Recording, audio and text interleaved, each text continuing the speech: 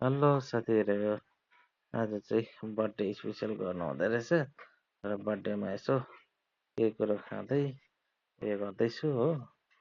ल हेर्नुहोस् है, अब मेरो वाइफले उयो बनाउनु हुँदैछ, आलुको के बनाउनु हुँदैछ हो। मजाले खोजेर खाउँ खाउँ लाग्दो मिठो, हेर्दै मिठो मिठो देख्दैछ हो। के होला अब। यता फेरि आमाले फेरि सेलरोटी बनाउनु हुँदैछ यत्रो टाइममा हो।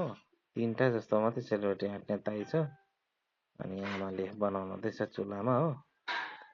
अनि फेरि मेरो वाइफले चप पनि बनाएर आमालाई पनि ल्याइदिनु भयो। ओह, बर्थडे पनि झिलिली बनाउँदैछ, नानी लुकेर चाहिँ मेरो काखमा हो। कस्तो डरले अब त्यो झिझी बोलेकोले गर्दा अहिले हेर्दैछ, बेलुका दाँत देखाउँदैछ, हाँस्दैछ, खुसी हुँदैछ हो। नानीहरूकै त हुन्छ नि बर्थडे हो। मेरो त अब यत्रो सालमा फर्स्ट टाइम बर्थडे गरेको यो होइन। मेरो वाइफले सरप्राइज बर्थडे आज गरेको छ। मलाई थाहा पनि थिएन, म बाहिर गएको थिएँ। अन्त अहिले बेलुका आउँदाखेरि पो यसो टालिएको देख्दाखेरि त्यो ह्याप्पी बर्थडे नानीले फेरि खाइदिइहाल्यो हो पक्लक्कै। अनि सन्चमा चाहिँ हाँस्दैछ मरियारी हो। भाइको सन्चमा मेरो साली कान्छी हो। हाँस्दै उपद्रो छ, भन्टीहरू कम्ती उपद्रो हुन्छ त अन्त कसले रोक्नु सक्छ त।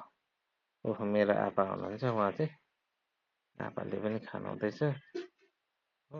केक सानो अरे गुलियो त अब अहिले खानु खोज्दैन मान्छेले हो। अनि उहाँ चाहिँ मेरो बुवा हो, आरतीको मेरो वाइफको बुवा। मेरो पनि अब बुवै हो, दुईजना हुनुहुन्छ बुवाहरू। अनि आमालाई पनि केकको उयो रेडी गर्दैछु, काट्दैछु। नानीले उयो गर्दैछ, नानी फेरि खानुको लागि त्यहाँनिर अब उपत्रै बेसी अहिलेको भन्टीहरू कसले सक्ने हो। अनि आमालाई दिएर जिउ गरेँ। अनि आमाले अलिकति खुवाइकन चाहिँ अब बर्थडे बोयलाई गालामा लगाइदिनु भयो दुईपट्टि नै। हेर्नुहोस् न, त्यो मौकामा फेरि छोराले एक मुख लगाइहाल्यो।